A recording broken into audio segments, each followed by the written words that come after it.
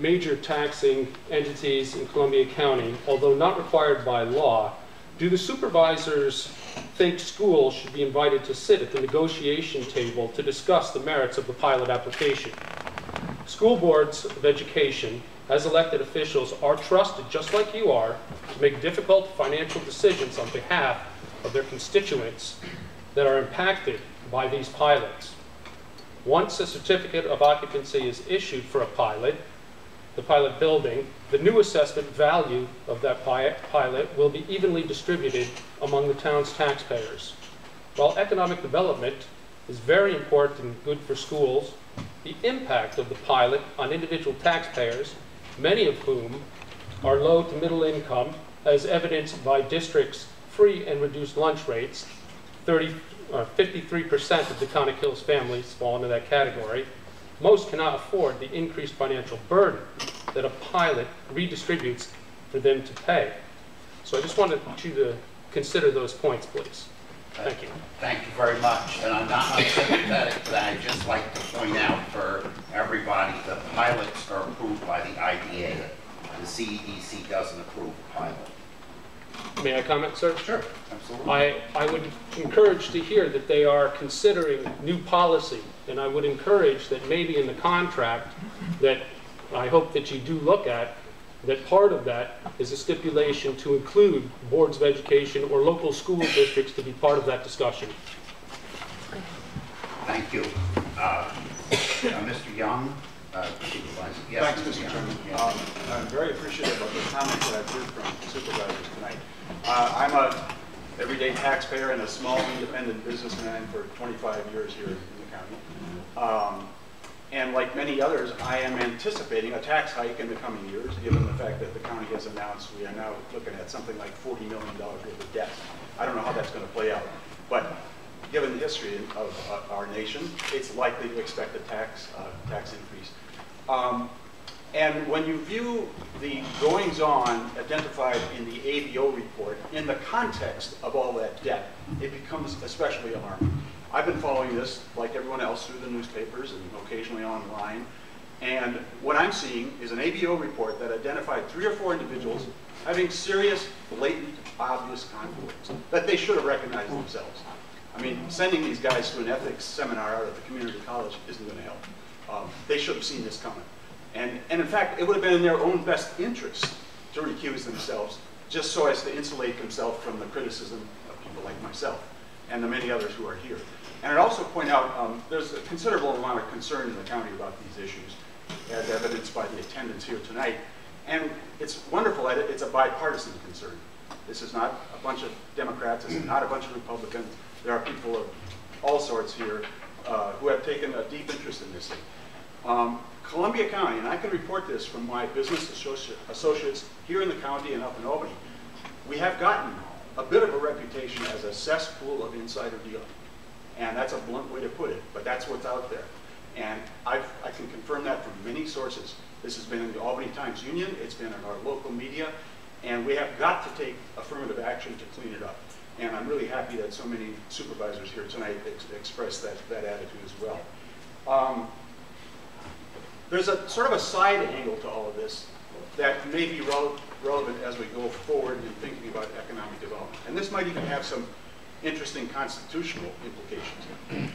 If you give a business entity strategic advantages, a very generous tax exemption on property and school tax, 35 acres of free land, and whatever else they're being given, you've effectively tilted the playing field so that a new competitor is going to have a very difficult time operating in that environment. If a bunch of us wanted to start a food service company, we'd have a heck of a difficult time against an entrenched incumbent who enjoys every advantage in the world. And I think that's something worth thinking about. I don't know if anyone's ever taken this to a court, but it seems to me there's a restraint of trade issue here that's worth pondering. That's about all I have to say, but I feel like we all have a stake in cleaning this up. And I really hope the board doesn't just kick the can and let this slowly melt away. I would really like to see some affirmative action. Thanks for taking my time. Just to address one point.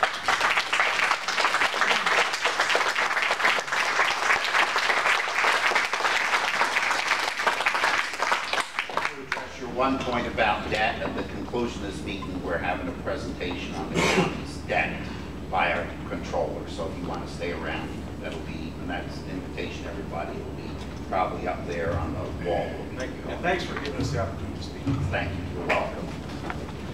Well, we're moving along. What, as I understand it, we've got right now what we're voting on is whether to bring the resolution that was tabled to the floor. So we need a 2/3 vote of the Board of Supervisors to bring that resolution to the floor for a vote. Is that correct? That's correct. Not too bad. Okay, very good. We'll need to do a roll call vote. Fasten? Yes. Weigel? No. Granton? I am recusing myself based to show some solidarity with the other supervisors who are on the board who've indicated they're going to recuse themselves. Benvenuto? I just want to say, I don't need another investigation. And I certainly don't want to spend more money on the CEDC because as I stand here today, absent any significant changes, I would vote that we not give the CEDC any further public county funds in the future. So based upon that, I vote no. Stats? Yes. Keaveney? No. Nair? No. DeGroot? No. Riley? This is a vote just to bring the motion to the floor, as I would like to bring my alternate motion to the floor next. I will vote yes in the idea of fairness. I'm a little confused. You're voting yes to bring this resolution forward. Vote on that, and then maybe you'll bring your resolution. Okay. Thank you. Parika? Recusal. Craig? No. Bear? Yes. Ligonia? Yes. Sterling? Abstain. Cross? Yes.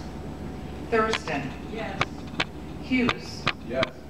Scalera? I just want to reiterate, if we had asked for this information and been denied, I would support this, but I can't at this point, no. Guzzi? Benson? This will not be the first time that I've defied the advice of counsel. I am going to vote, and that's because I'm here to do the right thing tonight, and tomorrow when I'm sitting in the CEDC retreat, I will also be there to do the right thing. In my view, it is absolutely irresponsible not to do something, okay?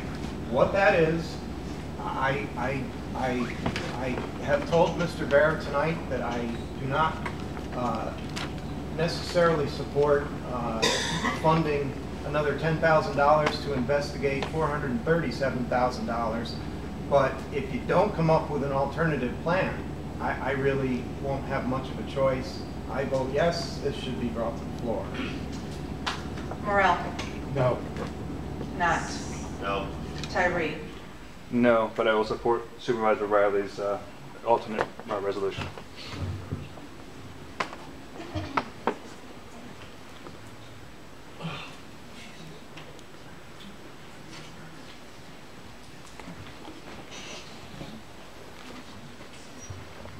$858 ayes, 1909 nay, and 897 abstain. So the resolution doesn't pass. Irresponsible.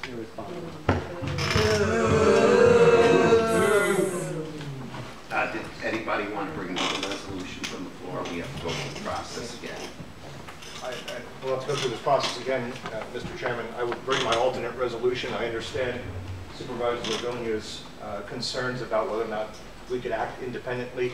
I'd like to think that Supervisor Bear and myself have enough check and balance, shall I say, that we could act objectively in looking at loan approvals. I am a supporter of the CEDC in general. I know that they're restructuring themselves.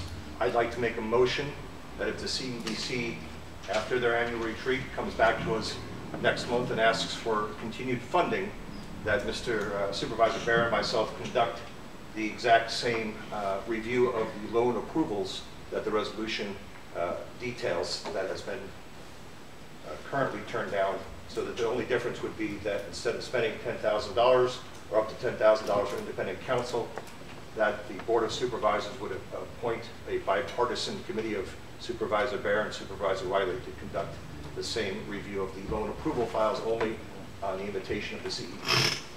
Okay, first, we have to vote on bringing that to the floor. So, does somebody want to make a resolution to bring Supervisor Riley's resolution to the floor? One question, Chairman.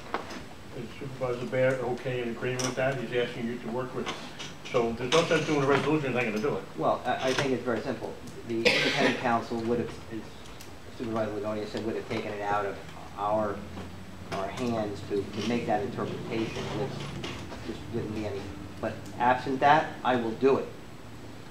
And they might have been better off with independent.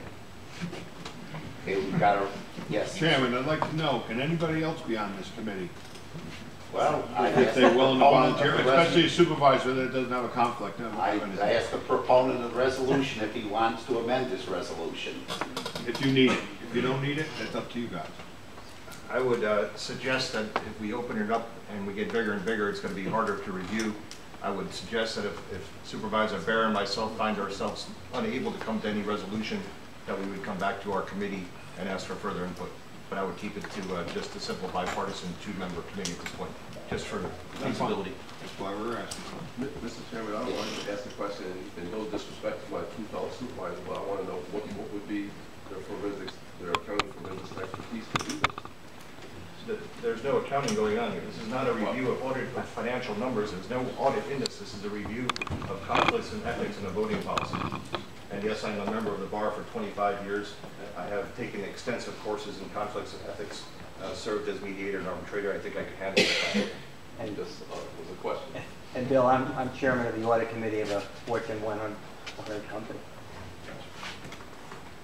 Yes, Supervisor. Mr. Chairman, I make a motion we allow Supervisor Riley's proposal or whatever we call it to come forward. Okay, so a second to that. I'll second it. Okay, there's a number of seconds. Okay, it's seconded. All right, we need to do a roll call vote again. All right. Bassett. Yes. Weigel. Yes. Grattan.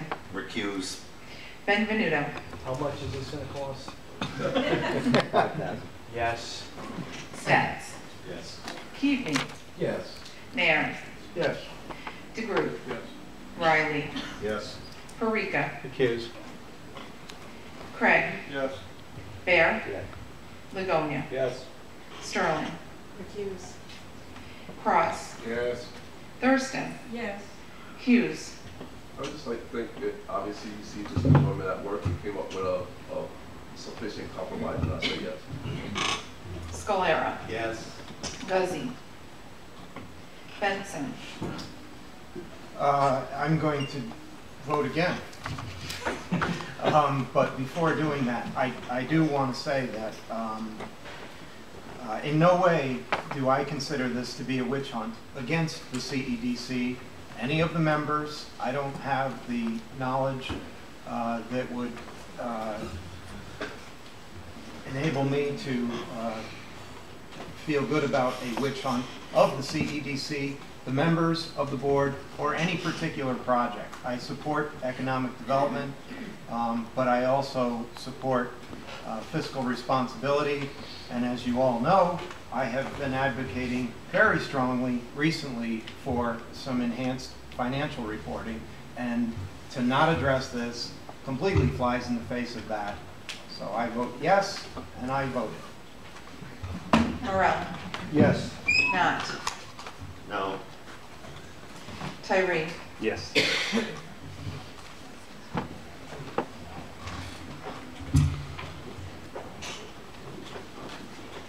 2644 ayes, 123 nay, and 897 abstain. Okay, so the resolution to bring this resolution to the floor passed, and I'm just going to repeat this, and correct me if I'm wrong, Supervisor Riley, is what's happened is the resolution is essentially unchanged, except that what will happen is that the final decretal, next to final decretal paragraph will just read that Supervisors Art Bear and Supervisor John Riley will be this task. Is that correct?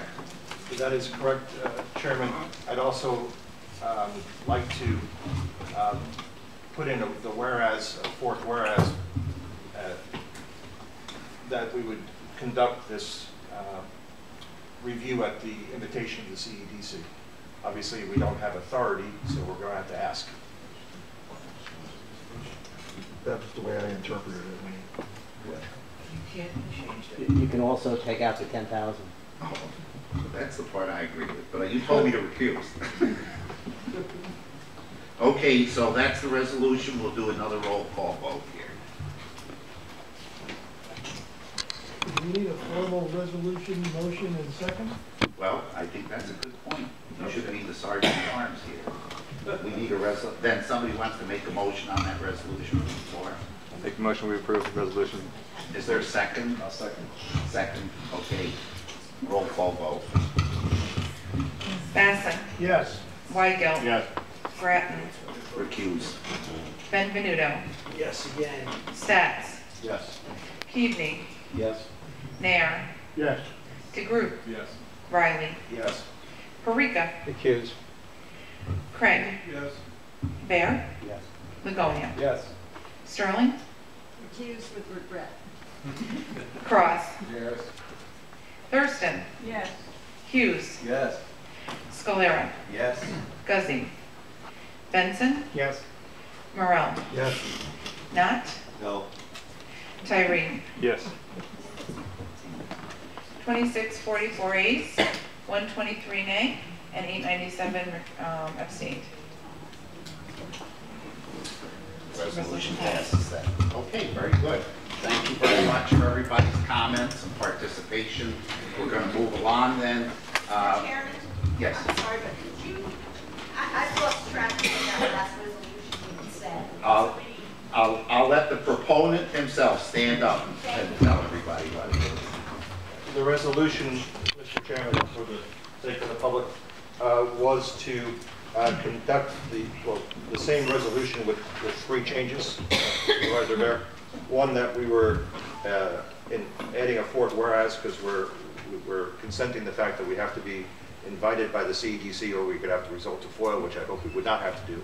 So I'm putting in whereas we're by invitation of the CEDC, and under the resolve, the only thing we're changing is that the resolved that the legal work at a cost not to exceed $10,000 be eliminated, and that instead the resolve would say that the Board of Supervisors has appointed a bipartisan committee of Supervisor Bear and Supervisor Riley to conduct the review of the approvals.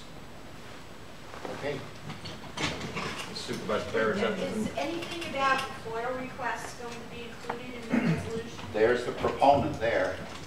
I would not need a FOIL request here, Mr. Chairman, because I'm asking for an invitation.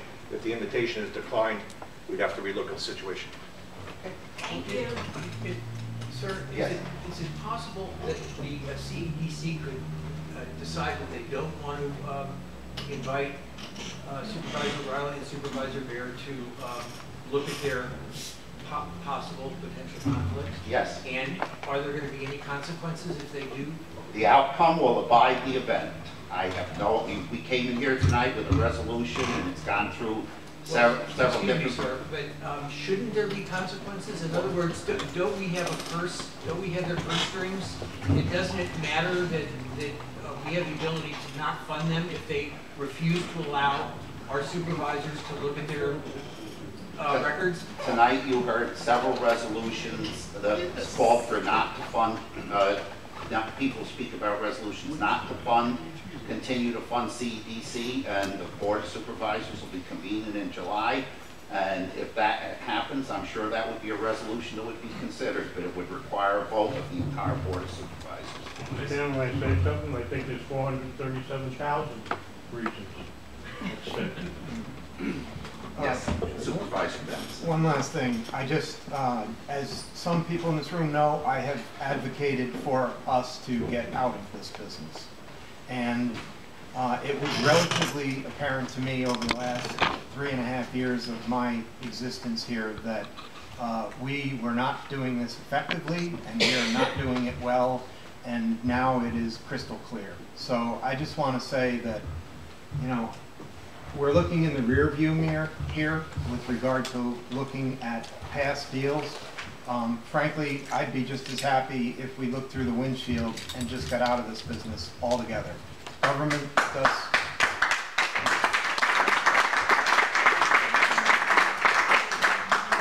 I don't think anyone's ever applauded for me before, so give me a moment to enjoy it.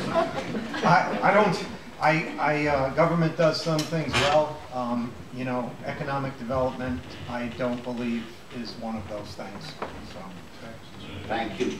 Yes, Retired supervisor, but thank you.